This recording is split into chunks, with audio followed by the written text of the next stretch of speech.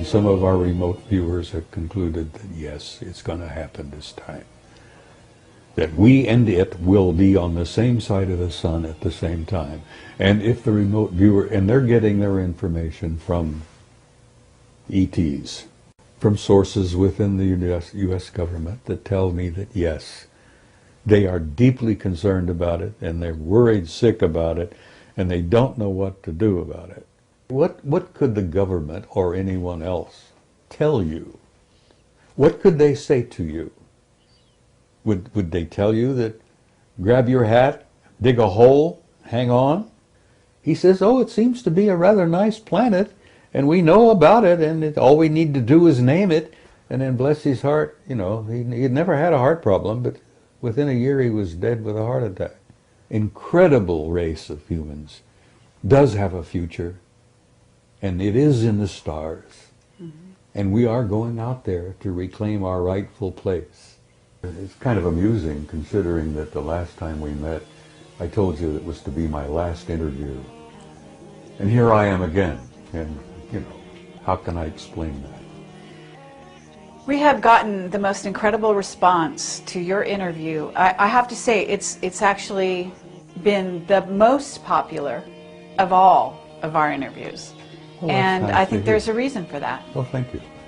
I think that in many ways you put yourself on the line, and you actually embody the curiosity that was like rampant in all of us. And you did it at a time when, and in the military no less, and you broke rules, and you kind of stuck it out, and you're just, I don't know, a one-man disclosure project as far as I'm concerned.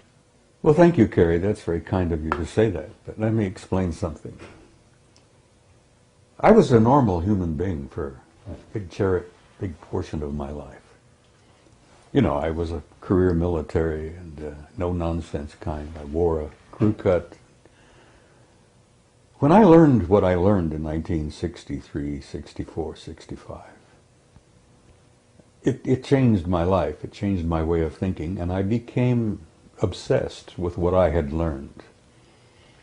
And over the years, I've learned so much more. And as I may have mentioned to you earlier, I learned a little bit. I wanted more.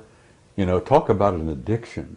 When you start learning some things about a subject that is so profound, the more I learned, the more I wanted to know, and the more I wanted to know, the more I learned, and the more I learned, the more obsessed I became. And you talk about losing a paradigm. My old paradigm literally crumbled around my knees. You know, the world that I thought I lived in, I learned was not the world that I lived in.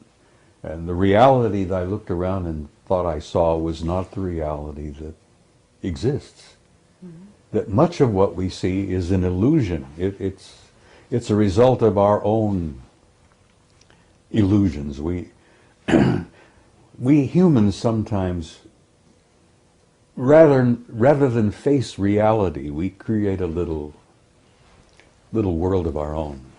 You know, we get up and go to work, we raise the kids, we buy a house, buy a car, take a vacation, go on about our lives, try to save money, put a little in the bank for the kids' college, and live a normal life. And then I learned that there's no such thing as a normal life. That the world that exists is not at all what we think it is. And the more I learned, as I said, my old paradigm crashed around my knees, and I'm sitting here in front of you as a human wreck, you might say, you know, as to what I used to be. Because I lived in a world that was kind of cut and dried. Oh, you know, do this, do that, you pay your bills. It's not that way at all.